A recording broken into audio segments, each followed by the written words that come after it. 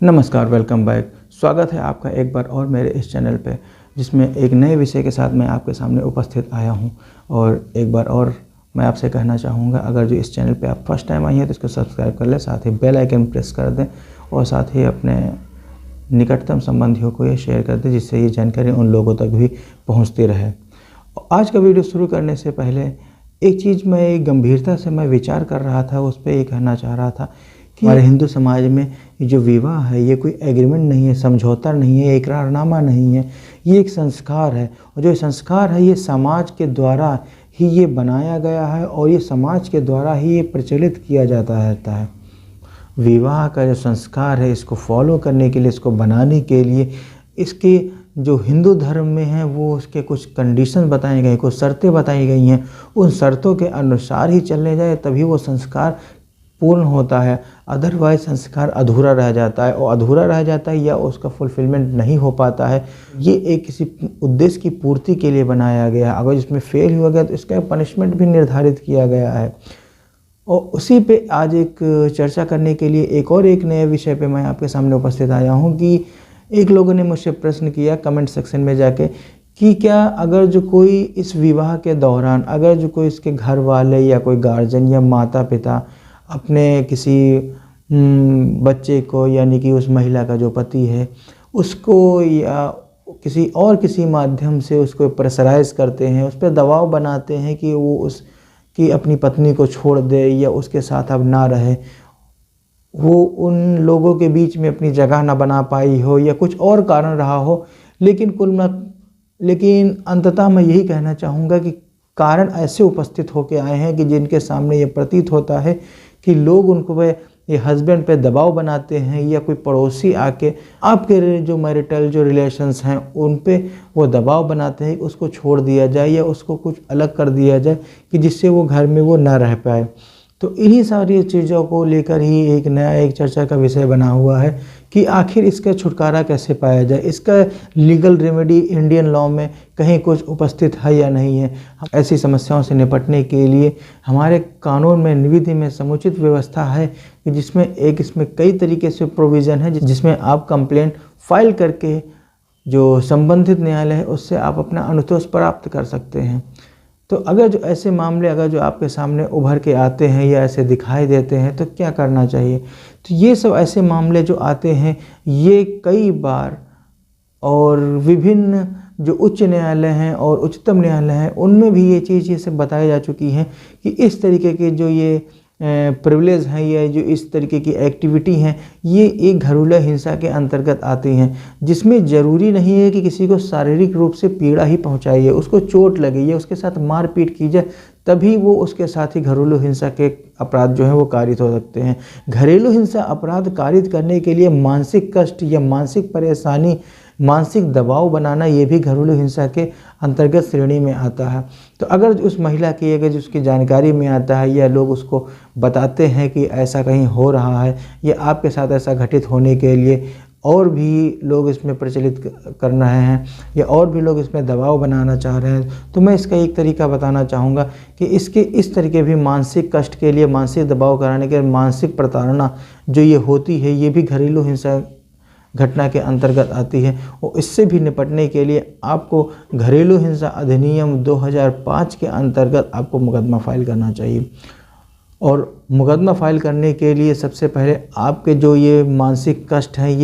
ये आपको ये बताना पड़ेगा, ये अपने प्लेंट में लिखना पड़ेगा कि हमारे पास ये हमारे विरुद्ध, ये हमारे साथ क्या क्या मानसिक कष्ट या क्या क्या मानसिक परेशानी, क्या क्या मानसिक घरेलू हिंसा कारित की गई है, किसके द्वारा कारित की गई है, जो भी आपके जो निकटतम हो, जिनसे आप उनसे परेशान हो सकती है, ये आपका विषय है। तो घरेलू हिंसा कारित करने के लिए सबसे पहले ये है कि मानसिक दबाव कैसा होना। स्पेशली मेंशन है कि घरेलू हिंसा के अंतर्गत केवल शारीरिक ही हिंसा नहीं आती है, बल्कि मानसिक हिंसा या मानसिक कष्ट या मानसिक प्रतिवेदनाएं जो हैं वो भी इसी के अंतर्गत आती हैं। तो इस तरीके के जो कमेंट हैं या इस तरीके के जो कष्ट हैं ये किसी को, महिला को झेलने पड़ते हैं या उसको सुनाई देते हैं, तो इसके लिए भी आप घरेलू हिंसा अधिनियम 2005 के शरण में आके उसके अंतर्गत धारा 12 में आप अपना परिवाद दाखिल कर सकती हैं। परिवाद दाखिल करने के उपरांत न्यायालय उसमें आदेश पारित करता है। और हाँ, एक चीज़ और मैं बताना चाहूँगा कि आपने परिवाद तो दाखिल कर दिया है, सेक्शन 12 घरेलू हिंसा अधिनियम 2005 के अंतर्गत आपने कब परिवाद अपना दाखिल कर दिया है, और उस परिवाद पे अगर जो आपने न्यायालय को संतुष्ट किया है और संतुष्टि के उपरांत ही माननीय न्यायालय जो है वो संबंधित जो जिला प्रोबेशन अधिकारी है वहाँ से आख्या तलब करते हैं। तो आख्या तलब होने के उपरांत अगर जो आख्या में आपके बयान होने के उपरांत अगर संतोषजनक आख्या आती है तो उसके बाद भी तो अल्टीमेटली कहने का सेंस ये है कि जो घटना कारित की गई है और जो घटना हुई है वो उसको प्रूफ करने का या उसको साबित करने का भार उस व्यथित महिला के ऊपर, जो पीड़ित महिला है जिसके साथ विरुद्ध या जिसके साथ ये घटना कारित की गई है, ये साबित करने का भार उसके ऊपर है। वो ये साबित करे कि उसके साथ वो घटना कारित की गई है। वो साबित कर ले जाती है तो डीपीओ की आख्या इसीलिए मंगाई जाती है कि वो उसके बयान से क्या प्रतीत होता है। उसमें जो पीड़ित महिला है, जो व्यथित महिला है, उसमें उसके बयान होते हैं। उस बयान के साथ जिला प्रोबेशन अधिकारी अपनी आख्या माननीय संबंधित जो न्यायालय है वहाँ प्रेषित की दी जाती है। न्यायालय जिला प्रोबेशन अधिकारी से आख्या प्राप्त होने के उपरांत और आपके बयानों को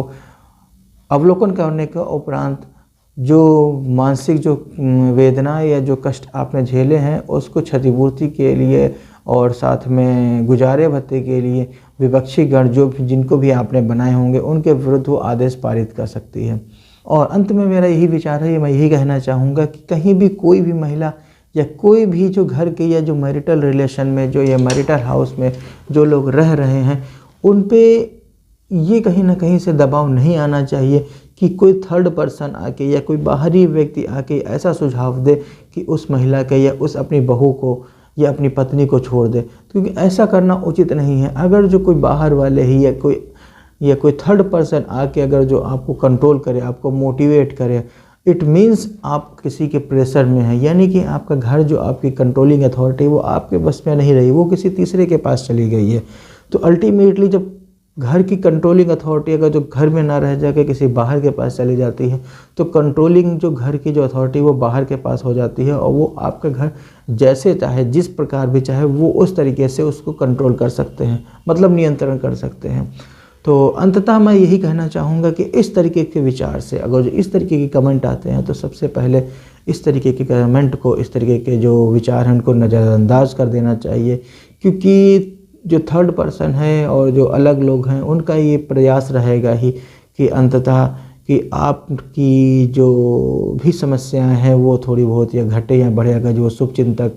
वाकई में आपके हैं तो इस तरीके से अगर जो आपको सुझाव देते हैं तो वो नहीं देना चाहिए। अगर जो फिर भी आपको ऊपर ऐसा दबाव बनाते हैं कि नहीं ऐसा करना ही ज़रूरी है तो ये अनुचित है। तो इस तरीके के अगर जो कमेंट है तो सबसे पहले नज़रअंदाज कर देना चाहिए, और नज़रअंदाज कर देना ही अच्छी बात है, क्योंकि हर छोटे छोटे मामले पे अगर जो आपने न्यायालय का दरवाज़ा खटखटाना शुरू कर दिया तो ये जो आपके जो विवाह संस्कार है, जो हमारे हिंदू रीति रिवाज में जो एक विवाह है, ये कोई एग्रीमेंट या समझौता नहीं है। इसके लिए आपको ये जो विवाह का जो संस्कार है ये इसके आपने उसके सारी शर्तों के साथ और सारे जो मंत्रोच्चारण के साथ ये आपका विवाह संपन्न हुआ है। तो ये अगर छोटी छोटी बात पे अगर जो ये न्यायालय पहुंच जाती हैं तो ये बहुत ही या उग्र रूप धारण कर लेती हैं। तो ऐसे उग्र रूप धारण करने से बचना चाहिए। हो सके तो जहाँ तक हो सके